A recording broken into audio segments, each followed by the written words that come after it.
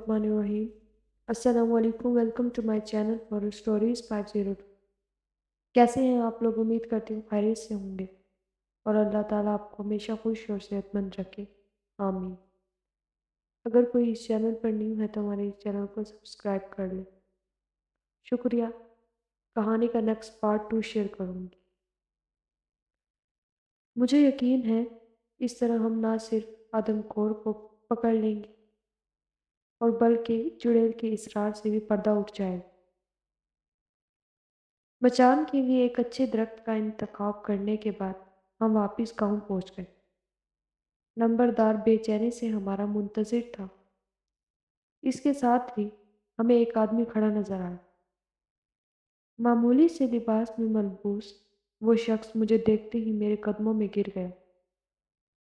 मैंने उसे उठाया तो वो मेरे हाथों को बोसा देने लगा। अरे ये क्या कर रहे हो? मैंने बड़ी मुश्किल से खुद को छुड़ाते हुए कहा। जनाब, ये इस बच्चे का बाप है जिसे कल रात आप जंगल से निकाल कर लाए थे। नंबरदार ने वजाहत की। तुम्हारा बच्चा कैसे गुम हुआ था? मैंने इसे अपने साथ चारपाई पर बिठाते हुए कहा। साहब, कोई रात के वक्त इसे मेरी बीवी के पहलू से उठा कर ले गए।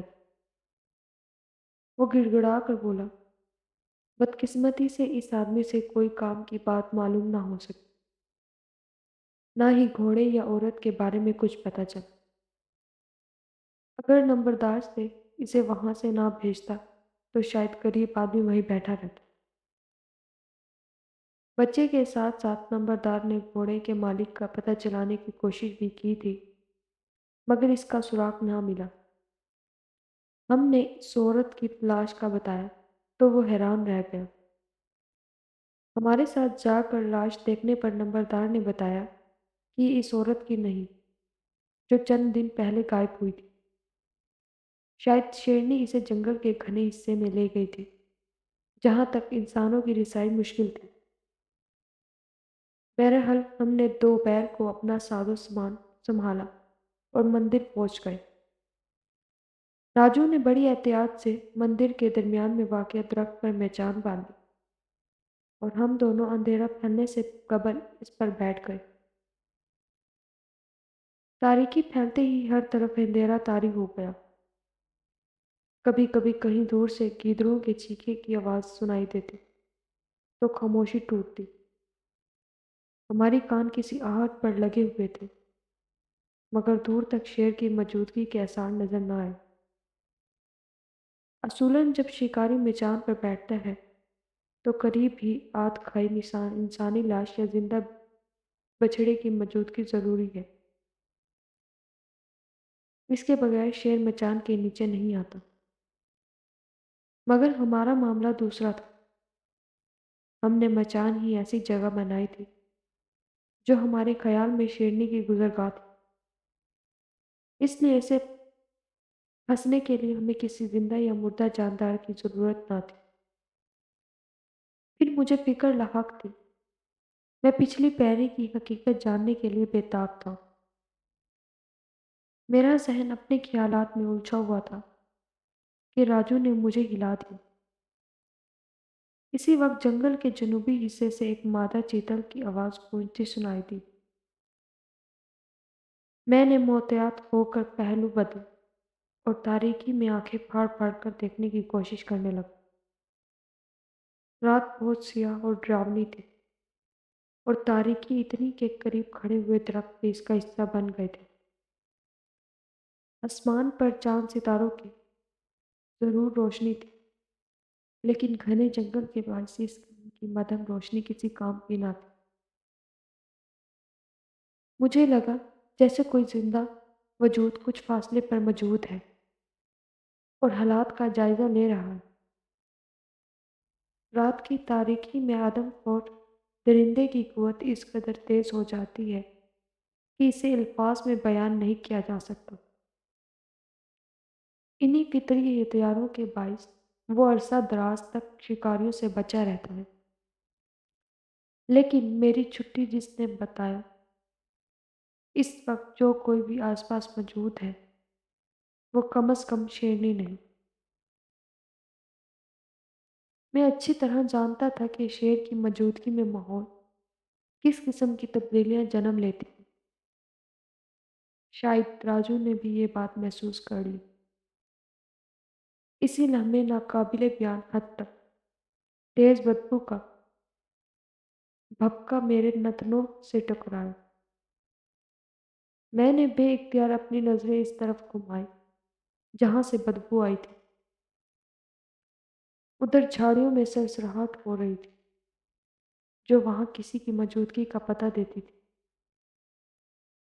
تاہم کوئی جانور مثلاً گیدڑ بھی جھاڑی ہلا سکتا تھا، اس لیے میں خاموشی سے بیٹھا رہا۔ ایک سیاہ ہیولا جھاڑی سے نکلا اور گھڑ گھڑ کی آواز نکالتے ہمارے عین سامنے واقع درخت کی پیچھے سے چلا گیا۔ میں فوراً ٹارچ روشن کر دی، مگر وہاں تو جیسے کچھ تھا ہی نہیں۔ اسے نظر کا فریب بھی قرار نہیں دیا جا سکتا، کیونکہ کوئی میری آنکھوں کے سامنے درخت کے پیچھے گیا تھا۔ راجو نے اسے دیکھ لیا تھا۔ صاحب، یہ کیا تھا؟ اس کی سرسراہتی ہوئی آواز میری سماعت میں پڑی۔ میں نے کوئی جواب نہ دیا اور ٹارچ کی روشنی اسی درخت پر ڈالے رکھی۔ اس دوران میرا دل طرح طرح کے خیالوں کا شکار تھا۔ میری شکاری زندگی میں چند بار ہی ایسا ہوا تھا کہ کوئی بھولا بھٹکا انسان عین اسی لمحے جنگل میں آ ٹپکا جب میں مچان پر بیٹھے شیر کا انتظار کر رہا تھا۔ تب میں نے بڑی مشکل سے نہ صرف درندے کو پکڑ کر کردار تک پہنچایا بلکہ اس شخص کی جان بھی بچا لی۔ مجھے لگ رہا تھا کہ میں پھر ایسی ہی گھٹن صورتحال سے دوچار ہوں۔ اس لمحے جنگل کا چپا چپا گہرے سکوت میں غرق ہو گیا تھا۔ میں نے رائفل پر گرفت مضبوط کر لی۔ اس کا کندھا میری ران پر ٹکا ہوا تھا۔ میں بڑی احتیاط سے آہستہ آہستہ اسے کندھے تک لانے میں کامیاب ہوا۔ تقریباً 10 منٹ یوں ہی گزر گئے۔ رات کا بڑا حصہ گزر چکا تھا اور سردی عروج پر تھی۔ داہنی طرف سے آواز آئی اور اب میں نے اس پر اپنی سماعت مرتکز کر دی۔ یوں لگتا تھا جیسے کوئی جاندار خشک پتوں پر دبے پاؤں چل رہا ہے۔ کچھ وقت کے بعد وہ آواز مزید واضح ہو گئی۔ اب میں اسے بخوبی پہچان سکتا تھا۔ آواز خشک پتوں پر بھاری جسم والے جانور کے چلنے سے پیدا ہو رہی تھی۔ رات کی اس پہر آدم خور شیرنی کے علاوہ اور کون ہو سکتا تھا؟ پرندے اور دوسرے جانور بھی درندے کی موجودگی سے باخبر تھے، اس لیے ہم چپ کر بیٹھ گئے۔ کچھ دیر بعد مچان کے بالمقابل پتوں کے چڑچڑانے کی آواز سنائی دی اور لمبی لمبی گھاس میں سے شیرنی کا بڑا سا سر برآمد ہوا۔ اس کی آنکھیں مندر کی دیوار کے اس شفاف پر مرکوز تھی جہاں اسے غالباً وہ احاطے میں داخل ہوا کرتی تھی۔ میں نے سانس روک لی۔ میں اس وقت گولی چلانے کا خطرہ مول نہیں لے سکتا تھا جب تک کہ درندہ مکمل طور پر میرے سامنے آ جاتا۔ چند وقت گزرنے کے بعد شیرنی 2 چھلانگوں میں کھاتے کے اندر آ گئی۔ کھاتے کے اس حصے میں درختوں سے چھن کر آنے والی چاندنی نے سما کچھ روشن کر رکھا تھا۔ میں مدھم روشنی میں یہ دیکھ کر کانپ اٹھا کہ شیرنی نے ایک انسانی لاش اٹھا رکھی تھی۔ دیکھتے ہی دیکھتے درندے نے لاش زمین پر رکھی اور سٹرپ سٹرپ کی آوازوں کے ساتھ اس کا خون چاٹنے لگی۔ شیرنی شکار کو ہلاک کرنے کے بعد اس کا گوشت کھانے سے پہلے بھوک بڑھانے کی غرض سے خون چاٹتی ہے۔ اس وقت جن احساسات نے میرے وجود کا احاطہ کر لیا تھا، انہیں الفاظ کی شکل دینا کم از کم میرے بس سے باہر ہے۔ لاش کھاتے ہوئے آدم خور کی پشت میری جانب ہو گئی۔ میں نے سانس روک لی، اس کی گردن کا نشانہ لے لیا۔ بدقسمتی سے جب میں نے ایک دم فائر کیا تو میری انگلی پھنس گئی اور دونوں ٹائیگر ایک ساتھ دب گئے۔ یوں دونوں نالیاں ایک ساتھ فائر ہو گئیں۔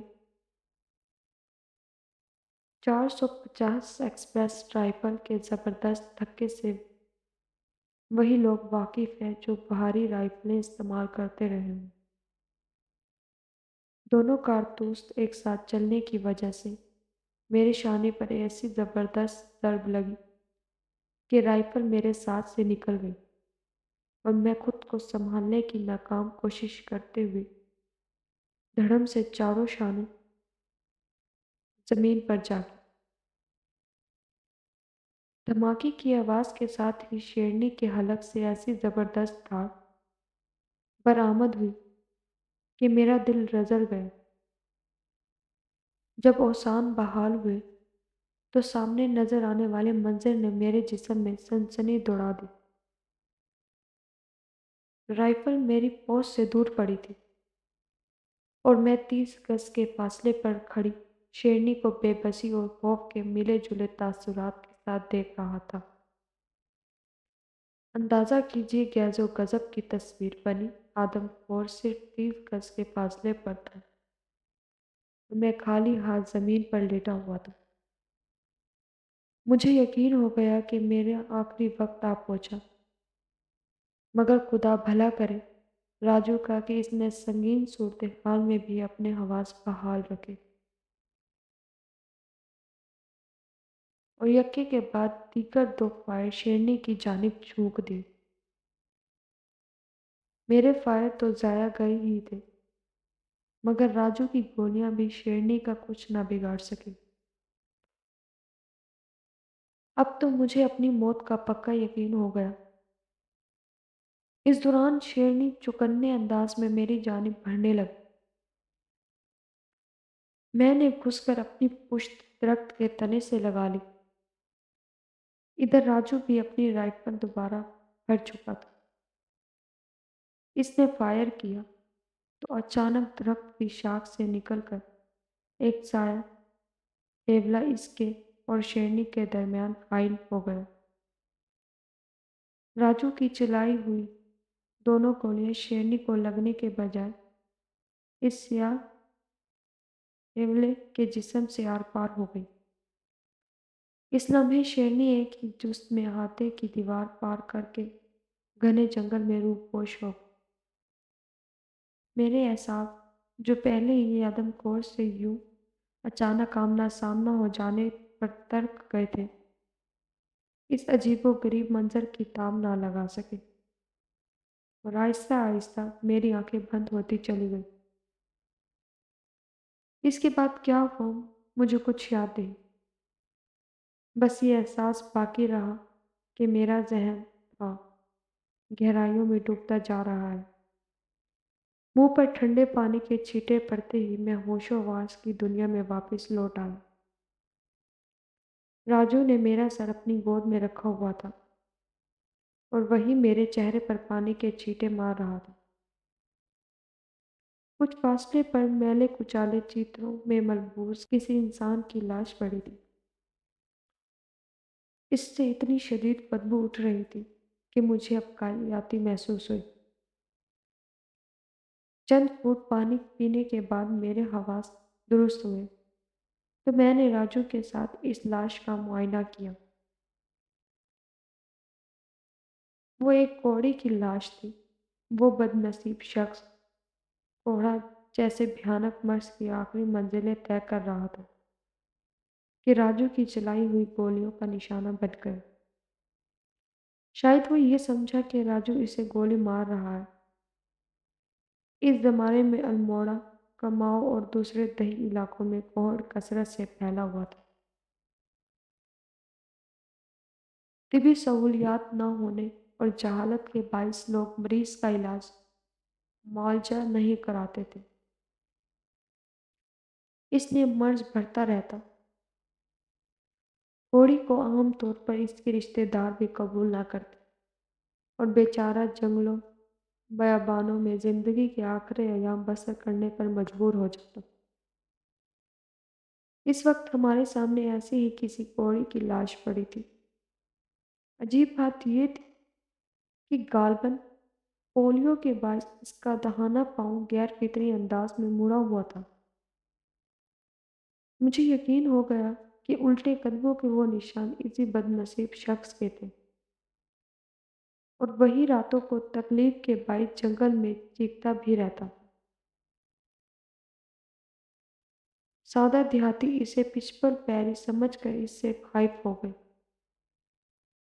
نہایت بدبودار گوشت کی وجہ سے اس چلتی پھرتی لاش سے دیگر حیوان تو کیا، شیر بھی قریب نہیں پھٹکتا تھا۔ میرے ہاتھ سے ظلم ہو گیا صاحب۔ راجو کی درد میں ڈوبی آواز میری سماعت سے ٹکرائی۔ میں نے اس کی طرف نگاہ اٹھائی تو صبح کا ضب کے ملگجے اجالے میں راجو کی آنکھوں سے آنسو کی لڑیاں بہتی صاف دکھائی دی۔ ارے بے وقوف، تو نے تو اس بدنصیب پر احسان کیا ہے، میں نے اس کا کندھا جھنجھوڑتے ہوئے کہا، کہ جینے سے یہ اندھی موت ہزار درجے بہتر تھا۔ ہو سکتا ہے وہ بھی مرنا چاہتا تھا، ورنہ ایسے موقع پر کبھی یہاں نہ آتا۔ دن کے اجالے میں ہاتھے کا معائنہ کرنے پر انکشاف ہوا کہ ہماری چلائی ہوئی گولیوں میں سے کوئی ایک شیرنی کو زخمی کر گئی تھی، کیونکہ خون کے نشانات جنگل میں خاصی دور تک چلے گئے تھے۔ شیر کے شکار کا سب سے خطرناک مرحلہ اسے تعاقب کر کے ہلاک کرنا ہے۔ مچان پر سے تو کوئی بھی درندہ بآسانی شکار کیا جا سکتا ہے، لیکن دو بڑے مقابلے میں شکاری کی اپنی جان جانے کے امکانات بھی خاصے ہوتے ہیں، خصوصاً جب شیر زخمی ہو تو خطرہ دو چند ہو جاتا ہے۔ ہم نے فوراً شیرنی کا تعاقب کرنا مناسب نہیں سمجھا اور گاؤں واپس آ گئے۔ نمبردار ہماری بات سن کر حیران پریشان ہو گیا۔ ہمارے یقین دلانے کے باوجود یہی سمجھتا رہا کہ جنگل اب بھی پچپل پہری سے آباد ہے۔ تاہم جب اس نے دوسرے لوگوں کے ساتھ جا کر کوڑی کی لاش دیکھی تو ان سب کا خوف دور ہوا اور انہیں یقین ہو گیا کہ دیہات کے بادشاہوں کو ایک آدم خور شیرنی ہلاک کر رہی ہے۔ ہمارے استفسار پر اس نے بتایا کہ اس گھوڑے کے مالک کا تاحال کوئی سراغ نہیں مل سکا۔ 2 گھنٹے آرام کرنے کے بعد ہم نے تھانے سے شیر کے شکار میں استعمال ہونے والے سدھائے ہوئے گھوڑے منگوائے اور آدم خور کے تعاقب میں نکل کھڑے ہوئے۔ یاد رہے جو آدم خور کا تجربہ بڑھے، اس کی مکاری، چالاکی اور سپاکی بڑھتی جاتی ہے۔ اس کی حسادت اتنی قوی ہو جاتی کہ وہ دور سے شکاری کی بو پا لیتا ہے اور پھر ادھر کا رخ نہیں کرتا۔ ایسے میں اگر وہ شکاری کے ہاتھوں زخمی بھی ہو جائے تو معاملہ مزید غمگین ہو جاتا ہے۔ دوسری طرف زخمی آدم خور کو تلاش کر کے ہلاک کرنا بڑے دل پردے کا کام ہے۔ عام طور پر شکاری شیر تلاش کرنے کے لیے خانقاہ کراتے ہیں۔ چونکہ میں پہلے 2 مرتبہ خانقے کے دوران تلخ تجربات سے دوچار ہو چکا تھا، اس لیے میں نے وعدہ کر لیا تھا کہ آئندہ کبھی آگے کا سہارا نہیں لوں گا۔ ہم نے زخمی شیرنی کو تلاش کرنے کی مہم کا آغاز شروع کرا۔ خاصی دور تک زخمی درندے کے خون کے نشانات ہماری رہنمائی کرتے رہے۔ ہلدار کا وہ علاقہ خاصا زرخیز اور شاداب تھا۔ چھوٹے چھوٹے پہاڑ گھنے جنگلوں سے ڈھکے ہوئے تھے۔ جہاں جنگل زیادہ گھنا ہوتا وہاں دل فریب مرغزار میلوں تک پھیلے نظر آتے۔ ان میں ہرن، چیتے اور دوسرے جانور پرندے باکثرت گھوم رہے تھے۔ کہیں کہیں شیر اور چیتے بھی دیکھنے کو ملے، لیکن ان میں کوئی بھی ہمارا مطلوبہ درندہ نہ تھا۔ اس لیے ہم ان سے کترا کر آگے بڑھتے رہے۔ جنگل سے نکل کر ہم ایک ناہموار علاقے میں پہنچ گئے۔ وہاں اونچے نیچے ٹیلوں کی پہاڑیاں تھیں۔ وہیں ایک جگہ کچی زمین پر آدم خور کے نقوش باز صاف نظر آئے۔ گزشتہ شب شیرنی نے 10 میل کا فاصلہ طے کیا تھا۔ اس کا مطلب تھا کہ وہ زیادہ زخمی نہیں ہوئی تھی۔ بصورت دیگر وہ اتنی طویل مسافت کبھی طے نہ کر پاتی۔ ایک ٹیلے کی بلندی پر پہنچ کر ہم نے گھوڑے روک لیے۔ دوپہر کی چمکتی دھوپ میں ہمارے سامنے 10-15 کچے مکانات پر مشتمل ایک بستی آ گئی تھی۔ شیر کے قدموں کے نشانات اسی بستی تک جا رہے تھے۔ اس کے پاس سبزے سے ڈھکی اونچی نیچی پہاڑیاں تھیں، جن کے پیچھے پھر گھنے جنگل کا سلسلہ شروع ہو جاتا تھا۔ بستی پر چھایا ہوا موت کا ساس قوت اس کی ویرانی کا ہم گھوڑوں کی دل کی چال چلاتے بستی میں لے گئے۔ مکان ٹوٹے پھوٹے پتھروں اور گاڑے سے بنائے گئے تھے، جن کی چھتیں گھاس پھوس اور لکڑیوں سے بنی ہوئی تھی۔ مکانات کے سامنے دور تک کشادہ میدان تھا، جس میں کہیں کہیں کھیت نظر آئے، مگر اب وہ بنجر ہو چکے تھے۔ ہم نے ایک دو گھروں کے اندر جھانکا، مگر ٹوٹے پھوٹے گھروں اور پرانے کپڑوں کے سوا کچھ نظر نہ آیا۔ یوں لگتا تھا جیسے وہاں کے مقیم ہنگامی حالات سے دوچار ہونے کے بعد شدید خوف کی حالت میں بستی خالی کر گئے ہیں۔ آدم خور کے علاقے میں کسی بستی کا ایسا حشر معمول کی بات تھی۔ ہم پہلے بھی ایسے کئی بستیاں دیکھ چکے تھے، اس لیے زیادہ حیران نہ ہوئے۔ مجھے یقین تھا کہ اس بستی کے بد نصیب مقیم آدم خور سے کم اور بچپن پیرے سے زیادہ خائف تھے۔ گھروں کے درمیانی راستے پر جہاں کہیں نرم مٹی تھی، وہاں ہمیں شیرنی کے پنجوں کے نشانات صاف دکھائی دیے۔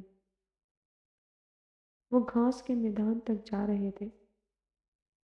ابھی ہم نشانات کے تعاقب میں آگے بڑھنے کا سوچ ہی رہے تھے کہ جنگل میں شیر کی فلک شفاف گرج گونجی، جس کے ساتھ ہی یکے بعد دیگر رائفل کے 2 دھماکے سنائی دیے۔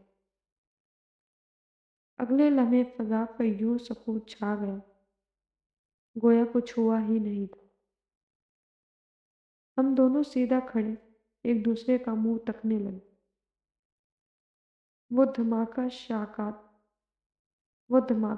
شناخت کرنے میں مجھے بامشکل ایک پل لگا۔ 300 رائفل اس زمانے میں یا تو پیشہ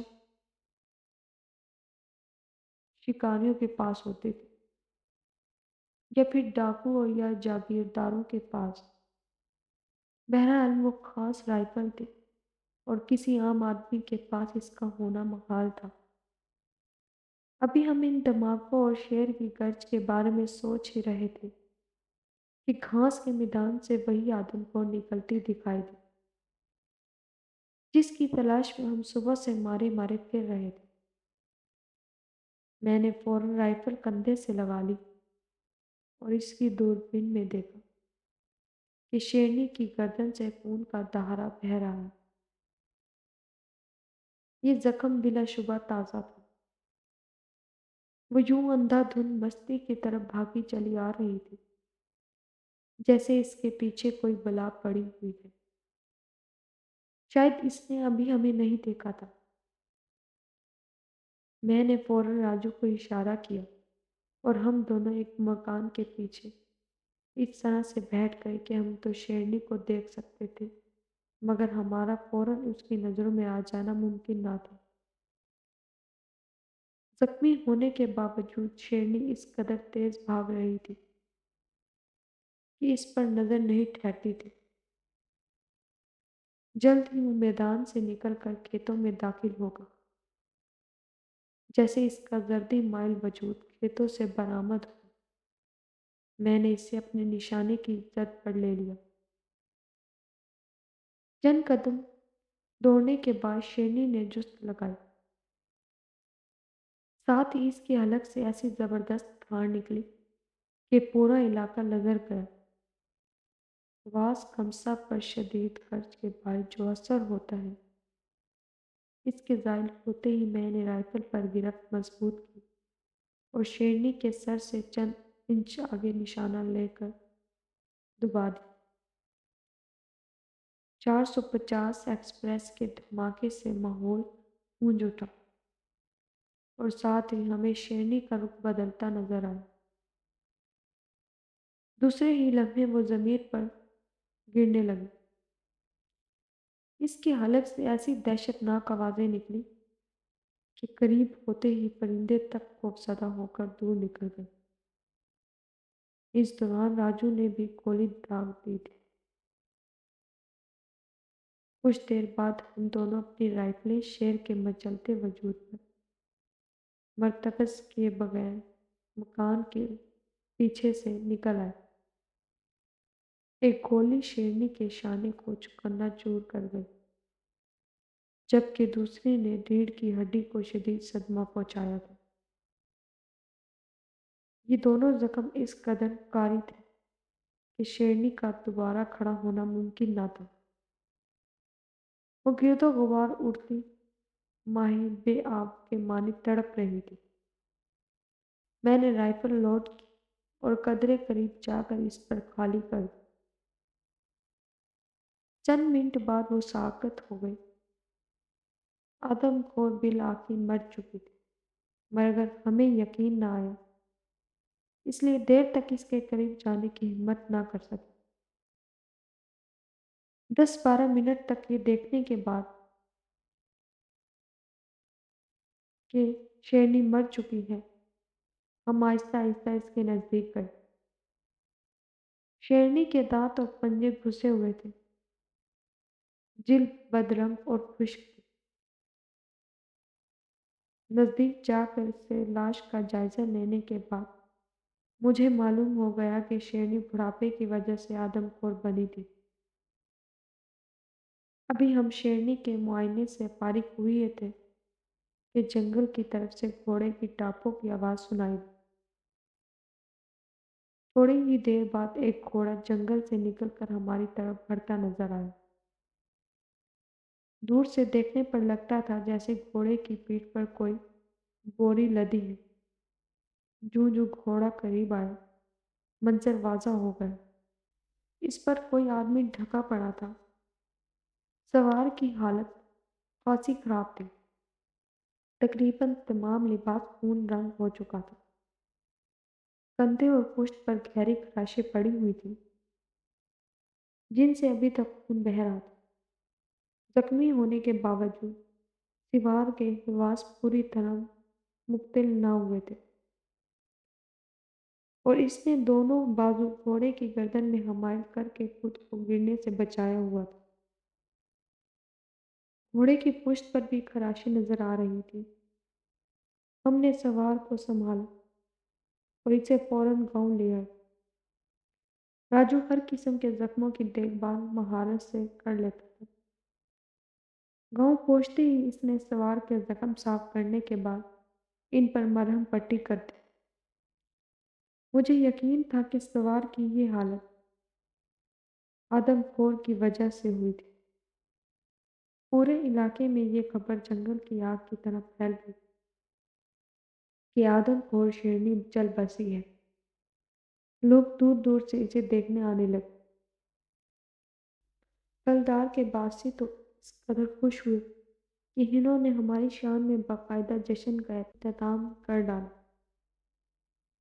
کچھ دن بعد زخمی سوار کے زخم بڑھنے لگے اور وہ بول چال کے قابل ہو گئے۔ ایک شام رازو کے ساتھ جا کر میں نے اس کی خیریت دریافت کی۔ ساتھ ہی میں نے یہ بھی جاننا چاہتا تھا کہ وہ کون ہے اور کہاں جا رہا تھا۔ ہمیں جنگل سے 500 رائفل مل گئی جو غالباً تب اس کے ہاتھوں سے چھوٹ کر گر پڑی جب شیرنی نے حملہ کیا تھا۔ میں پہلے ہی بیان کر چکا ہوں کہ وہ رائفل جاگیرداروں، ڈاکوؤں یا پھر شکاریوں کے پاس ہی ہوا کرتی تھی، لہٰذا میں اس شخص کی حقیقت جاننے کے لیے بےتاب تھا۔ بڑے اصرار کے بعد وہ ہمیں اپنی آپ بیتی سنانے پر رضامند ہوا، مگر اس نے میری حقیقت جاننے کے بعد مجھ سے وعدہ لیا کہ میں اس کی بات جاننے کے بعد اسے آگے جانے سے نہیں روکوں گا۔ اس کی کہانی خاصی بے ربط تھی، جیسے سنتے سناتے اور وہ اکثر ہو جاتا۔ میں اپنے الفاظ میں اسے بیان کرتی ہوں۔ وہ پھلدار اسے 20 میل دور واقع جاگیر ڈہلوانا کے جاگیردار کا اکلوتا بیٹا نارمل پانڈے تھا۔ خاصی بڑی جاگیر کا اکلوتا وارث ہونے کے ناطے اس کی پرورش بڑے نازوں سے کی گئی۔ ساتھ ساتھ اسے سیر و شکار کا بھی شوق تھا۔ یوں تو اس کی زندگی میں ہر خوشی تھی، مگر شادی کے بعد اسے ایک دکھ نے آ لی۔ یہ اولاد نہ ہونے کا دکھ تھا۔ اس کی بیوی حسن اور جمال اور دولت میں یکتا تھی، مگر قدرت کو اس کی گود ہری کرنا منظور نہ تھا۔ جاگیردار کے ذاتی معالجین نے ہر طرح کے علاج معالجے آزما ڈالے، مگر بے سود۔ آخر میاں بیوی نے جوتشیوں اور پنڈتوں کا سہارا لیا۔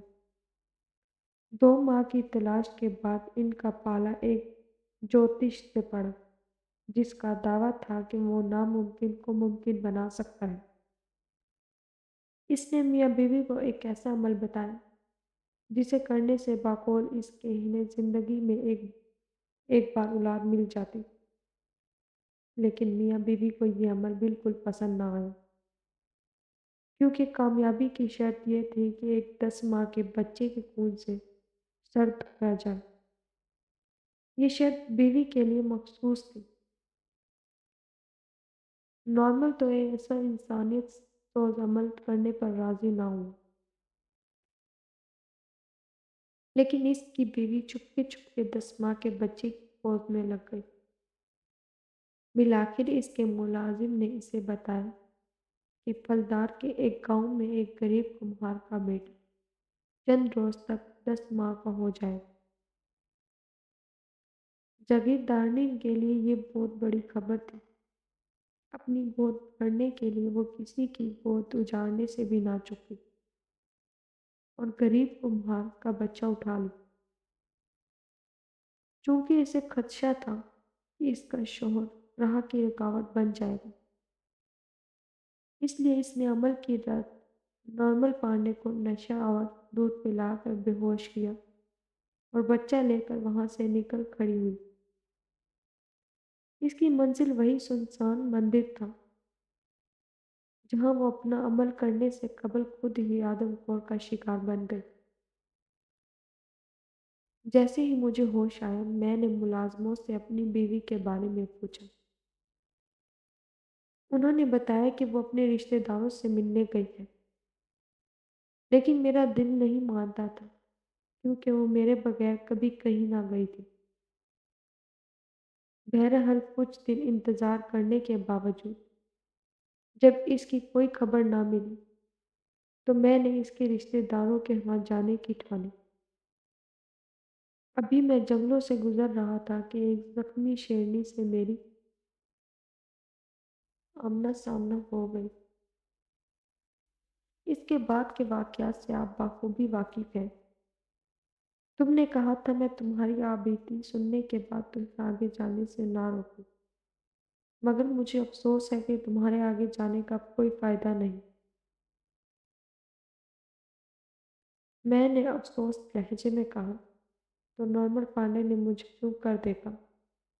میں نے کچھ کہنے کے بجائے جیب سے کپڑے میں لپٹا ہوا خون آلود تعویذ نکالا اور اس کے سامنے رکھ دیا۔ وہ پھٹی پھٹی آنکھوں سے تعویذ کو دیکھتا رہ گیا، کیونکہ اس پر نارمل کی بیوی کا نام لکھا ہوا تھا۔ یہ کیا ہے؟ اس کے منہ سے فقط اتنا ہی نکل سکا، تمہاری بیوی ایک غریب کے بچے کا بلیدان دینا چاہتی تھی۔ میں نے سرسراتی ہوئی آواز میں جواب دیا، مگر قدرت نے اسے آدم خور کا لقمہ بنا ڈالا۔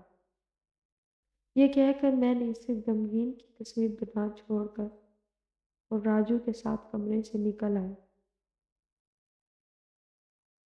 راجو نے سگریٹ سلگاتے ہوئے کہا، شکر ہے کہ آدم خور کے ساتھ ساتھ ایک ڈائن بھی قدرت کے غیبی ہاتھ کا شکار ہو کر اپنے کردار کو پہنچ گئے۔ آپ مزید اچھی اچھی کہانیاں سننے کے لیے ہمارے اس چینل کو سبسکرائب کریں۔ تب تک کے لیے شکریہ، خدا حافظ۔ اور اگر آپ کے ساتھ اپنا واقعہ پیش آیا ہو تو ہمارے ساتھ شیئر کریں۔